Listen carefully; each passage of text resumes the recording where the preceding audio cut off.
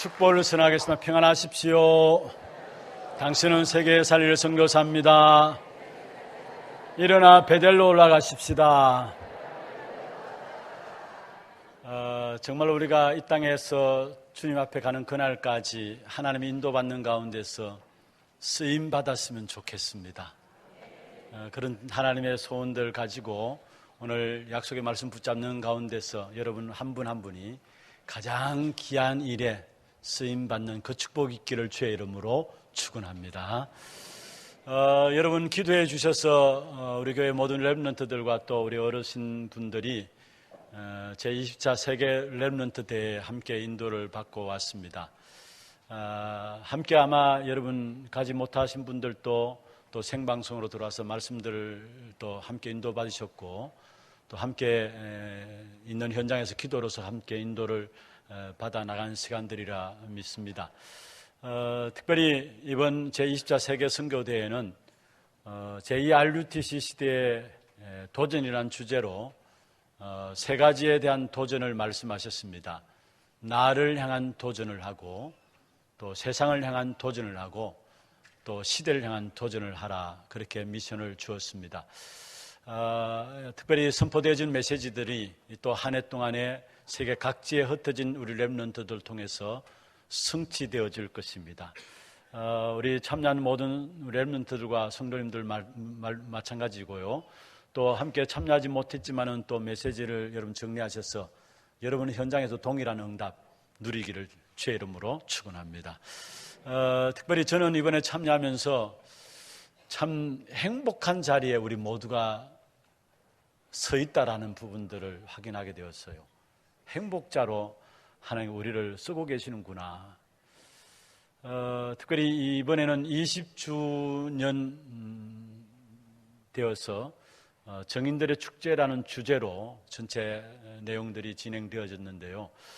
여기 보니까 사실 1세대 사실 이 다락방운동 복음운동에 쓰임 받으신 목사님들 나와서 간증도 있으시고 또 찬양도 있으시고 또 사모님들도 나와서 찬양도 있으시고 이렇게 진행되어졌는데 제가 그런 부분들 보면서 정말 저분 한 분 한 분들이 오직 복음, 오직 전도라는 부분들 붙잡고 전 삶을 드린 분들, 어떤 면에서 오히려 핍박받는 그 부분들을 마치 초대교회에 핍박받는 것을 당연히 여기면서 오히려 기뻐했던 것처럼 이들이 여러 가지 핍박과 어려움들이 있었지만 그것을 기쁨으로 받으면서 오직 복음, 오직 전도를 위해서 모든 것 헌신하신 분들 아닌가. 그렇게 이렇게 하게 되어지면서 마음이 뭔가 모르게 찡한 부분들이 생겨지면서 저런 배경 속에 있는 렘넌트들 참 행복한 사람들이 아닌가, 행복한 우리 아이들이 아닌가. 사실 복음운동의 1세대 목사님들 또 이 목사님들이 마음껏 복음운동할 수 있도록 배경이 되어진 우리 1세대 우리 중직자분들 또 교회의 든든한 배경 가운데서 지금 우리 렘넌트들이 일어나고 있잖아요. 우리가 쓰임받는 그 자리에 있다는 그 자체가 참 행복한 것이고 축복된 것이 아닌가. 또 지금은 이제 우리 렘넌트들이 일어나서 모든 렘넌트 대회들을 계획하고 기획하고 주관해 나가고요. 또 렘넌트들이 일어나가지고 전문인으로서 사회 현장에 자리 잡고 있으면서 이제는 렘넌트들에게 직접 인턴십을 하기도 하고요. 또 렘넌트들이 장학금의 수요를 받고 또 이제는 어느 정도 이 사람들이 사회에 정착을 해가지고 그들이 내어놓은 장학금을 가지고 또 후대들이 장학금을 받고 이런 부분들을 보면서 그렇게 핍박들이 있었지만 하나님께서 하나님의 역사로 20년 동안에 렘넌트 운동을 일으켜온 사실들을 바라보면서 저도 또 그런 한 부분에 또 언약을 전달하는 일에 작게나마 부족하고 모자라지만은 쓰임받게 되는 사실들이 너무 행복하고 또 우리도 후대들 또한 너무나 참 축복된 가운데서 인도받고 있구나라는 것들을 또 보면서 참 감사하는 그런 시간들이었습니다. 이제는 이 렘넌트 대회가 보니까요, 가족들이 아예 휴가 기간을 그 대회 기간에 맞춰서 함께 가족 전체가 참여하는 것들을 또 보게 되고요. 우리 교회에서도 3대가 함께 모여가지고 아예 집을 잡아놓고 이 대회에 참여하는 그런 가정들도 있고요.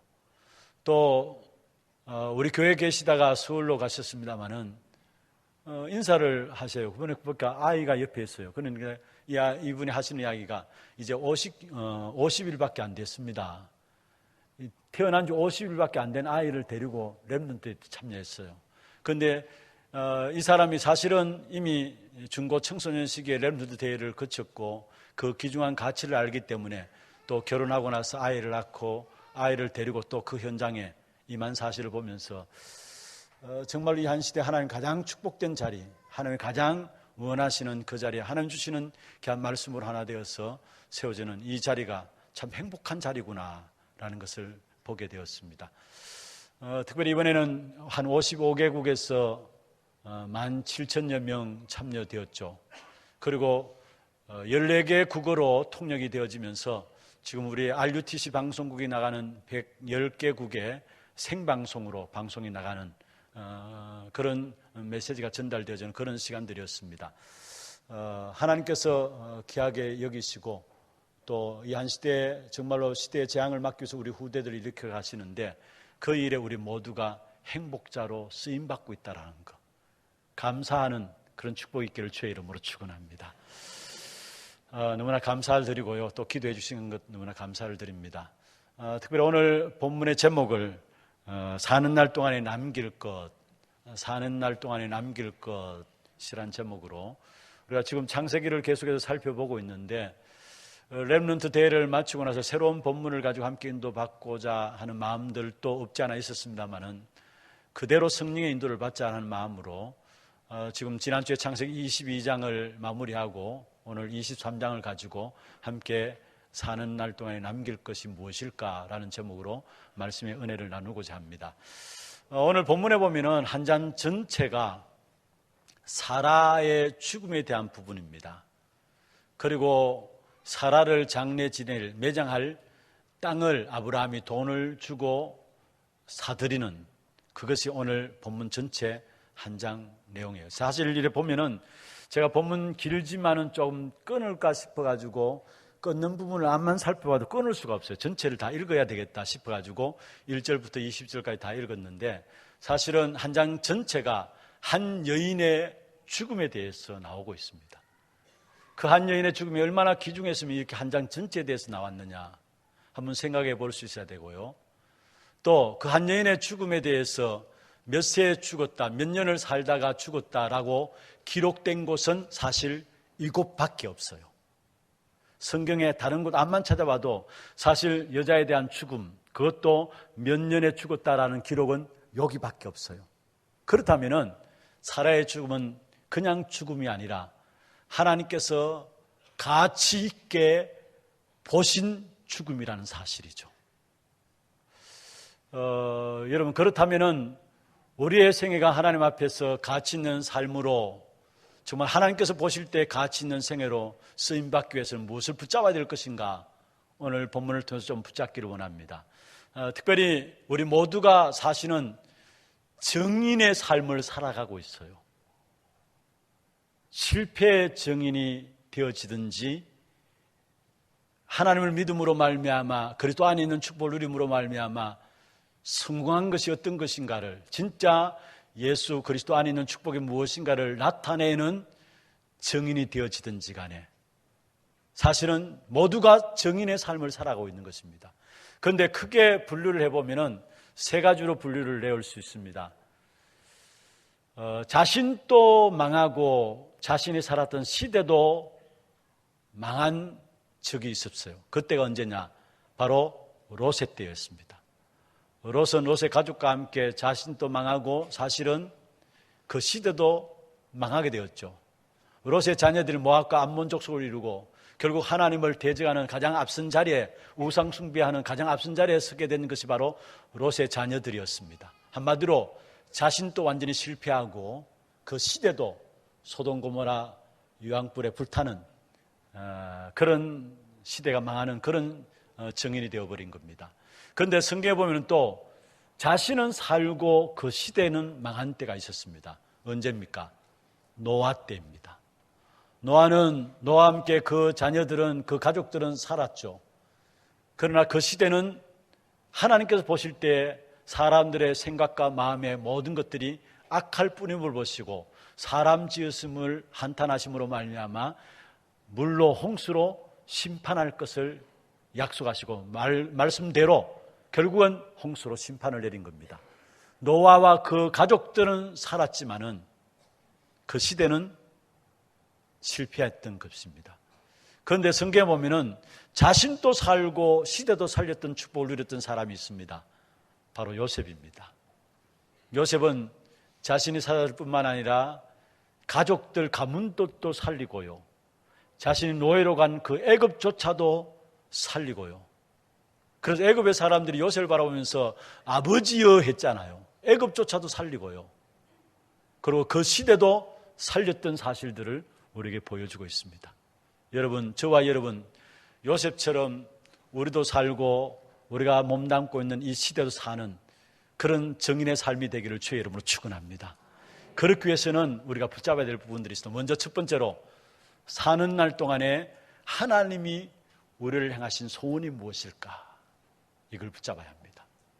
사는 날 동안에 하나님의 소원이 있어요. 하나님의 우리를 향한 소원이 있어요. 그 사실을 붙잡아야 되는데 하나님의 소원은 다른 것이 아닙니다. 먼저 하나님의 백성들 구원받기를 원하십니다. 이 땅의 모든 인생이 구원받기를 원하세요. 그게 하나님의 소원이에요. 그리고 구원받게 되면 그 다음에 따라오는 것입니다. 내가 누구인가를 알게 되죠. 구원받게 되면 내가 누구인가를 알게 되고요. 그리고 삶이 새로운 기회가 되는, 축복의 기회가 되는 그런 삶을 살아가게 됩니다. 그래서 먼저 우리가 붙잡아야 할 것이 무엇인가 하면은 구원이란 무엇인가에 대한 부분들입니다. 구원이란 무엇인가 알게 되면 그 속에서 내가 누군가에 대한 답은 나오게 돼 있고요. 나의 삶의 기회를 붙잡는 축복의 기회로 만드는 그 축복을 누릴 수 있는 것인데, 여러분, 구원이란 무엇입니까? 이 부분들을 설명하기 위해서는 먼저 성경을 가지고 여러분에게 말씀을 드리겠습니다. 창세기 1장 27절에 보면은 하나님이 우리 인간을 만드실 때에 하나님의 형상을 가지고 만드셨습니다. 인간만 하나님의 형상으로 지은 바 되었습니다. 이 말은 무슨 말입니까? 하나님의 영이 함께하는 존재로 우리 인간이 창조되었다는 말이죠. 그래서 영이 없으면은 인간은 결국 짐승과 같습니다. 그래서 지금 많은 사람들이 학벌을 가지고 있고 실력이 있고 많은 능력들을 가지고 있지만은 짐승과 같이 살아가는 사람들이 많이 있습니다.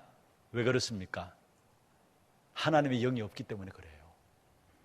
하나님의 영으로 우리 인간을 창조하셔서 하나님의 형상 가진 존재로 우리 인간을 축복하셨는데 하나님을 떠나버리니까 하나님의 영이 사라져버리고, 그래서 결국은 죽은 짐승과 같이 돈도 있고 실력도 있고 능력도 있는데 살아가는 삶을 보면은 짐승과 같은 삶을 살아가는 사람들이 많이 있습니다. 결국은 하나님의 영이 떠나게 된 그 이유가 무엇입니까? 악한 사단이 인간을 찾아와서 속였습니다. 뱀을 이용해서 속였는데 네가 하나님처럼 되리라. 창세기 3장 4절 5절에 보면은 네가 하나님처럼 되리라. 이 사단의 말에 인간이 속아서 하나님을 떠나게 되어진 것이죠. 하나님처럼 되리라. 하나님처럼 되는 줄 알았는데 결국 하나님처럼 된 것이 아니라 창세기 6장 4절 5절에 보면은 결국 완전히 사단에게 장악되어 버리는 네피림에 빠져들게 된 것입니다. 여러분, 네피림은 무엇을 말하냐면은 사단 충만한 것을 말해요. 사단이 완전히 장악한 것을 말해요.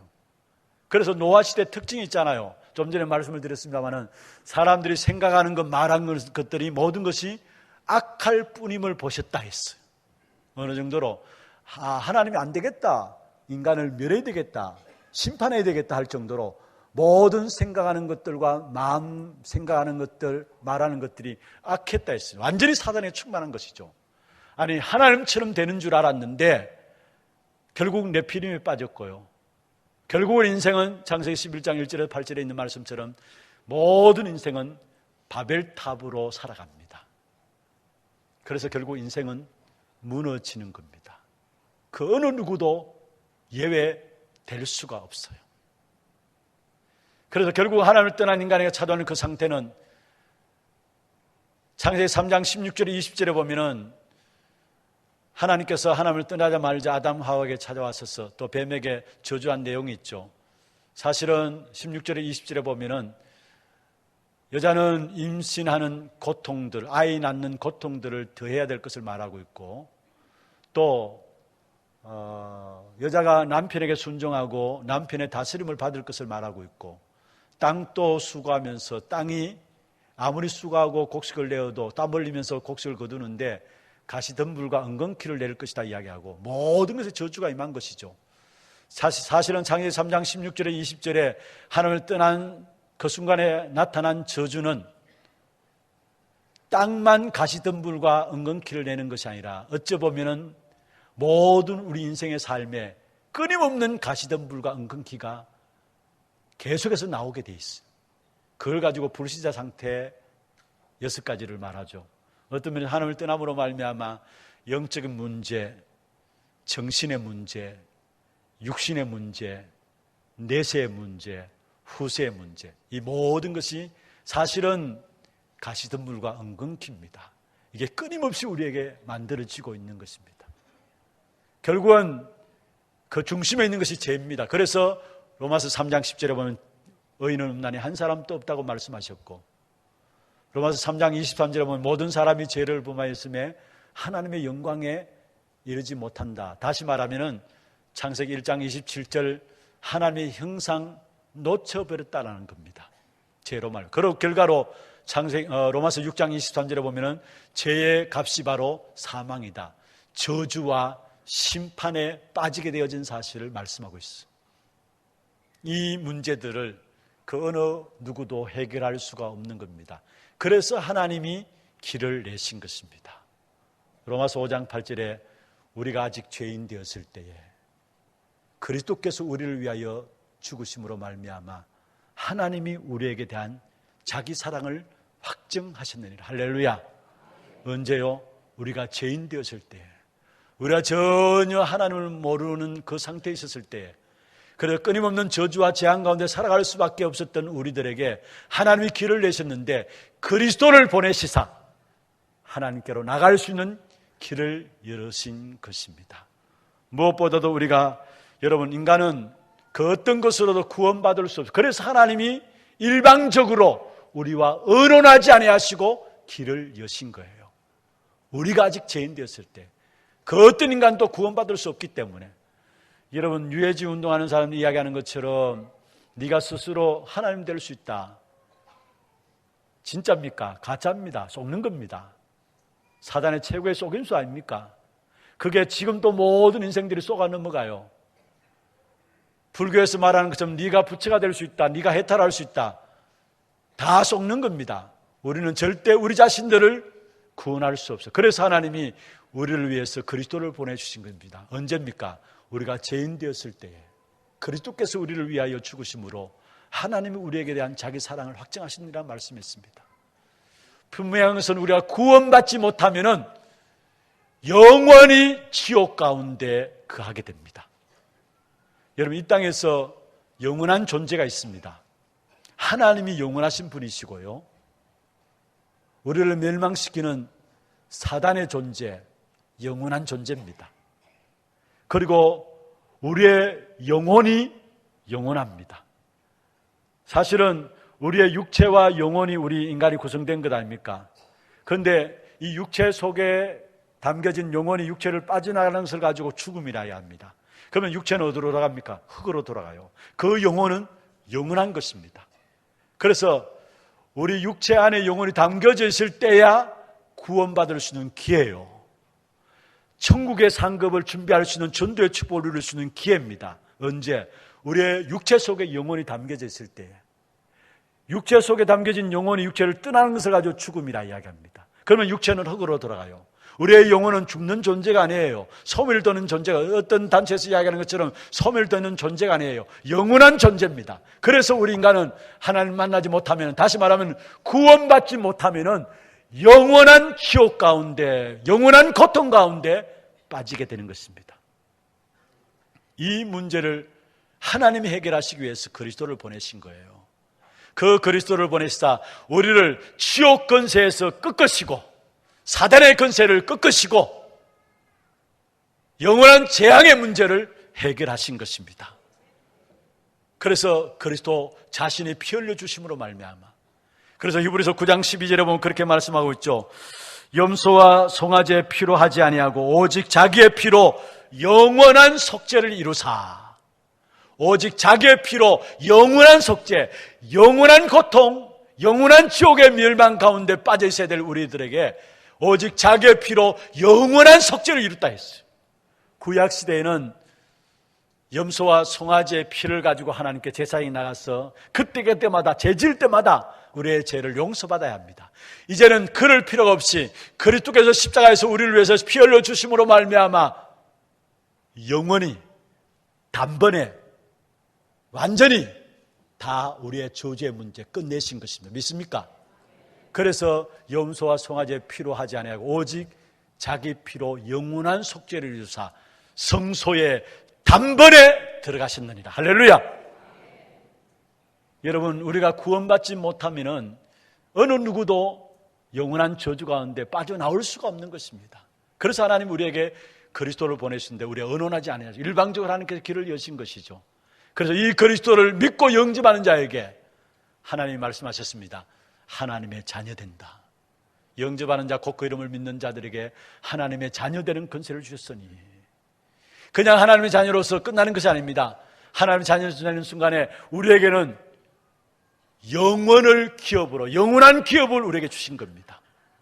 영원한 기업을 우리에게 주신 겁니다. 그래서 성경에 보면 그렇게 말씀하고 있습니다.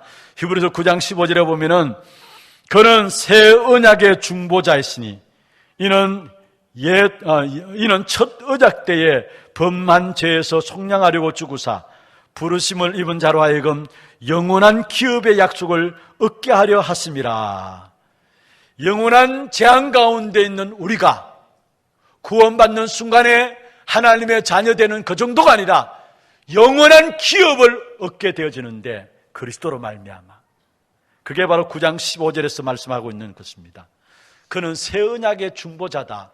그는 누구를 말합니까? 그리스도를 말합니다. 새 언약의 중보자시다 말하면서 이는 첫 언약 때에 범한 죄에서 속량하려고 죽으사. 첫 언약이 뭡니까?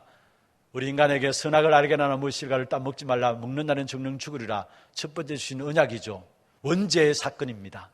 그것을 범한 원죄의 사건입니다. 거기서 우리를 속량하려고 죽으사 부르심을 입은 자로 하여금, 그리스도 안에 부르심을 입은 자, 그리스도 믿는 자로 하여금 영원한 기업의 약속을 얻게 하려 하심이라 했어요. 여러분, 우리는 하나님의 자녀되었다, 그것이 끝나는 것이 아니라 영원한 기업을 얻은 자가 되어진 것입니다. 내가 누구인가를 알아야 합니다. 하나님의 자녀요, 하나님의 영원한 기업을 얻은 자이라는 사실. 그뿐만 아닙니다. 내가 그리스도 영접하는 순간 내 안에 누가 거하고 계십니까? 고린도전서 3장 16절에 보면은 너희가 하나님의 성전인 것과 하나님의 성령이 너희 안에 거하시는 것을 알지 못하느냐. 하나님의 성령이 우리 안에 들어가겠어요. 그렇기 때문에 여러분, 중요한 것은요, 우리의 모든 삶을 기회로 만드시길 바랍니다. 왜냐? 눈에 보이지 않지만 분명히 믿는 자 속에 하나님의 성령이 우리 안에 우리와 함께 하시기 때문에 우리의 모든 삶을 우리는 최고의 기회로 만들 수 있는 겁니다. 왜냐? 내 안에 계신 성령으로 말미암아 눈에 보이지 않지만 분명히 우리 안에 성전 삼고 계세요. 일하고 계십니다. 그분으로 말미암아 우리의 모든 만남도, 모든 사건과 일도 최고의 기회로 만들 수 있는 것입니다. 내가 만드는 것이 아닙니다. 하나님의 성령이 내 안에 거하심으로 말미암아 그 성령의 역사들을 인도받으면은 우리의 모든 만남도, 지금 일어나는 모든 만남도 결코 우연한 만남입니다. 하나님의 철저한 계획 속에 있는 만남이에요. 모든 일어나는 사건도 그냥 우연한 사건이 아닙니다. 하나님의 완벽한 계획 속에 있는 것입니다. 그 사실을 붙잡으면은 삶이, 모든 것들이 기회가 되어지는 겁니다. 그뿐만 아니에요. 성령이 내 안에 거하시기 때문에 그때부터 보는 눈이 열려지는데, 크게 세 가지 보는 눈이 열려집니다. 절대 평안할 수 있는 이유입니다. 먼저 복음의 흐름이 보여지게 돼 있어요. 진짜 성령이 내 안에 들어오시면은 복음이 어떻게 흘러가는가, 그 복음의 흐름이 보여지기 때문에 우리는 승리할 수 있는 것입니다. 마틴 루터가 종교개혁을 시작했습니다. 그런데 그 강한 핍박으로 루터를 공격해 왔습니다마는 루터는 눈 하나 깜짝하지 않았습니다. 물론 처음에는 흔들렸습니다마는 눈 하나 깜짝하지 않았습니다. 그 루터가 확인한 것이 무엇입니까? 복음의 흐름이었어요. 그러니까 결국 승리한 것이죠. 두 번째 보여지는 것이 있습니다. 그게 뭐냐 하면은 말씀의 흐름이 보여지게 됩니다. 성령이 내 안에 거하시니까 말씀의 흐름이 보여집니다. 그 속에서 오는 것이 뭐냐? 결국은 하나님의 역사들을 누리게 됩니다. 그리고 기도의 흐름이 보여지게 돼 있어요. 여러분, 우리가 기도의 흐름이 보여진다, 미래가 보여지는 거 아닙니까? 그러니까 말씀의 흐름과 기도의 흐름과 복음의 흐름을 보니까 세상에 줄 수 없는 참된 평안함이 우리에게 와치는 것이죠. 이게 우리의 삶입니다. 이 축복을 회복하는 그런 응답이 있기를 주의 이름으로 축원합니다. 하나님은 이것을 원해요. 구원이 무엇인가를 알고 구원받은 자가 내가 누구인가를 아는 것이고 그 결과로 오는 삶의 모든 부분을 기회로 만드는 이 축복을 누리기를 원하시는 것입니다. 그래서 나의 남은 날 하나님이 우리를 향한 그 소원을 붙잡고 축복받는 증인 되시기를 주의 이름으로 축원합니다. 두 번째입니다. 사는 날 동안에 나의 남은 날 내가 무엇을 남길 것인가? 여러분, 증인으로서 영적인 축복을 남기는 저와 여러분 되기를 바랍니다. 사는 날 동안에 증인으로서 영적인 축복을 남겨야 합니다. 하나님이 우리에게 주신 영원한 언약이 있습니다. 성경의 66권의 결론입니다. 모든 언약의 결론입니다. 하나님의 나라, 성령 충만한, 그리스도 하나님 나라, 성령 충만함입니다. 성도들이 삶의 현장에 살아가면서 복음과 함께 능력 있는 삶을 약속하셨는데 이 사실들 다 놓치고 살아갑니다. 왜 그렇습니까? 그리스도 하나님 나라, 오직 성령, 하나님이 우리에게 주신 언약의 결론, 이 사실을 놓쳐서 그래요. 그래서 나를 벗어나지 못하고 세상을 못 봐요. 현장을 못 봐요. 그리고 우리는 세상을 정복하도록 하는 우리를 축복하셨는데 세상을 따라가고 세상에 종되어 있어요. 그리고 시대를 살리는 시대의 재앙을 막는 축복을 우리에게 주셨는데 진짜 오직 승리의 역사들을 알지 못하니까 재앙이 무엇인지도 모르고요. 그냥 재앙 속에 같이 휩쓸려서 죽어가는 겁니다. 우리 후대들이 재앙 속에 그냥 끌려 들어가는데 그 사실을 놓고 전혀 안타까운 마음들이 우리에게 없어요. 모르고 있다는 거예요. 복음과 함께 있는 능력, 그것을 교회에 주셨고 성도들에게 주셨는데 그 사실을 놓치고 살아가고 있는 것입니다. 우리는 회복해야 합니다. 우리에게 주신 영원한 언약의 결론입니다. 성경 66권의 결론이라 할 수 있어요. 그게 뭡니까? 그리스도 하나님 나라 성령, 오직 성령입니다. 이번에 여러분 렘넌트 대회 메시지가 3강이죠. 나를 살리는 일에 도전하라. 세상을 살리는 일에 도전하라. 시대를 살리는 일에 도전하라. 여러분 결국은 무엇으로 도전할 겁니까? 나를 살리는 그리스도. 하나님께서 그리스도를 우리에게 주셨어요. 나를 살리라고. 그래서 우리에게는 세상 사람들이 갖고 있지는 않는 다른 힘이 있어요. 렘넌트 7명들이 누린 힘이 그거예요. 바로 요셉이 창세기 41장 38절에 보면 바로 왕이 요셉을 보면서 이야기했잖아요. 하나님의 신에 감동되었다라고.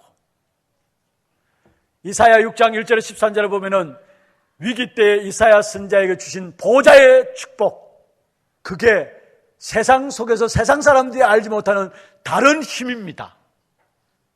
그리스도 안에서 주신 거예요. 그리고 우리에게는 다른 목표가 있어요. 바로 영적인 힘을 가지고 영적인 서밋에 서서 세계 복음하는 것입니다. 그리고 우리에게는 아무도 막을 수 없는 기능 서밋의 축복을 주셨고 실패할 수 없는 문화 서밋의 축복을 주셨어요. 진짜 우리가 그리스도 붙잡고 있으면은 승리하게 돼 있고 성공하게 돼 있고 살리는 자로 쓰임받게 됩니다. 여러분 먼저 무엇보다도 그리스도 가지고 나를 살리는 그 증거를 남기는 그런 증인들 되기를 주의 이름으로 축원합니다. 특별히 우리에게 영적인 서밋의 축복을 주셨잖아요. 그것 왜 주셨습니까? 세계 복음화라고. 그리고 조금만 우리가 영적인 힘 가지고 기도하면서 나가면은 정말로 조금만 오직하면은 그게 아무도 막을 수 없는 기능 서밋의 축복을 하나님 주시게 되어 있어요. 다윗은 양치는 일에 오직했어요. 그러니까 하나님께서 골리앗 앞에서는 그 시간표를 하나님께서 주신 것이고요. 요셉도 노예로 들어가서 청소하는 일에 오직했어요. 자근이라고 할 수 있어요. 그런데 그 일에 오직했는데 하나님은 나중에 총리까지 세웠다니까요. 아무도 막을 수 없는 기능 서밋. 또 여러분 그 어느 것으로도 실패시킬 수 없는 문화 서밋의 축복을, 영적 서밋과 기능 서밋의 축복을 가지고 나가야 될 때 하나님께서 문화 서밋의 축복을 주시게 되어 있어요. 그래서 여러분 성경에 보십시오. 렘넌트 7명들 하나같이 전부 다 그 시대의 문화를 바꾼 사람들이에요. 정말로 그리스도로 나를 살리는 이 축복된 증거의 응답을 여러분이 먼저 누리시기를 바랍니다. 두 번째입니다. 세상을 살려야 합니다. 그래서 우리에게 약속하신 것이 하나님의 나라입니다. 세상 나라를 이기는 하나님의 나라. 사도행 1장 3절이죠. 하나님 나라를 우리에게 약속하셨어요. 그래서 세상을 이기기 위해서는 먼저 하나님 나라의 축복을 누리기 위해서는 먼저 하나님 나라의 축복의 비밀을 누리는 방법이 있어요. 그게 뭡니까? 하나님이 우리와 함께 하시는 것. 위대의 축복 속에 들어가는 겁니다. 하나님 우리와 함께 하시는 것. 성경 가장 중요하게 강조하고 있는 것이 내가 너와 함께 하겠다 약속 아닙니까? 사실 성부, 성자, 성령 하나님이 눈에 보이지 않지만은 지금도 우리와 함께 하십니다. 믿습니까? 악령의 역사들이 눈에 보이지 않지만 세상을 장악했다면은 보이지 않는 성령으로 지금 믿는 자들 속에 역사하고 계세요. 하나님 우리에게 주신 최고의 응답, 내가 너와 함께 하겠다라는 거예요. 우리와 함께 하겠다는 거예요. 최고의 축복, 하나님이 우리와 함께 하시는 것입니다. 위대의 축복.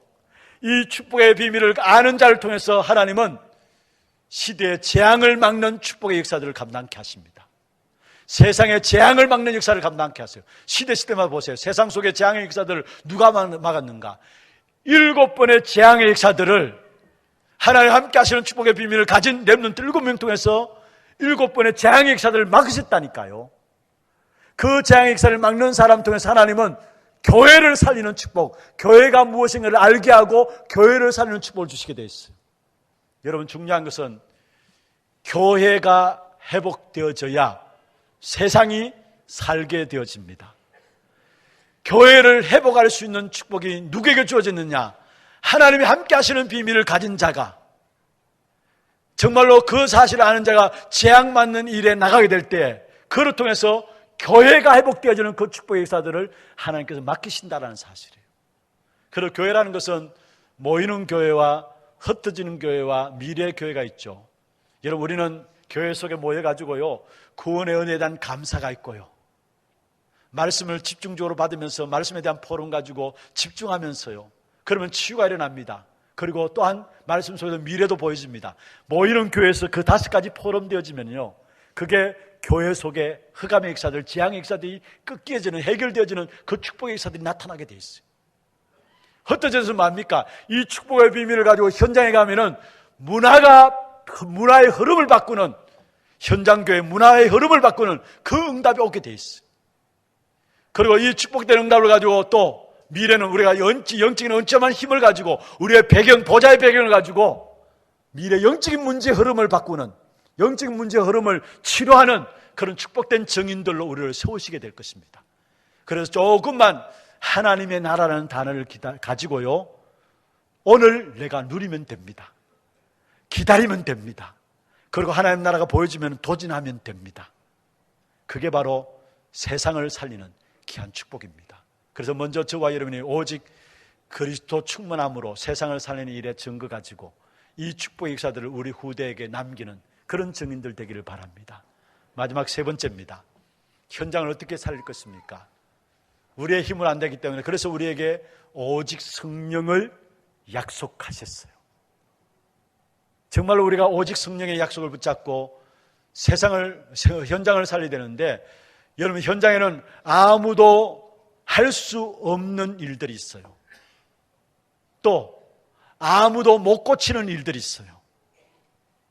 또한 아무도 실제로 못 그칠 뿐만 아니라 막을 수 없는 부분들이 있어요. 그게 뭡니까? 아무도 막을 수 없는 것이 바로 막을 수 없는 것이 바로 재앙의 문제고요. 아무도 못 고치는 것이 바로 영적인 치유, 영적인 문제입니다. 그리고 아무도 할 수 없는 것에 하나님께서 우리를 오직 성령의 영적인 힘을 갖고 있으면은 가르쳐 주지 않아도 못 가는 곳에도 할 수 없는 곳에도 우리를 보내시게 돼 있어요. 그리고 아무도 고치지 못하는 영적인 부분들을 치유를 하게 돼 있어요.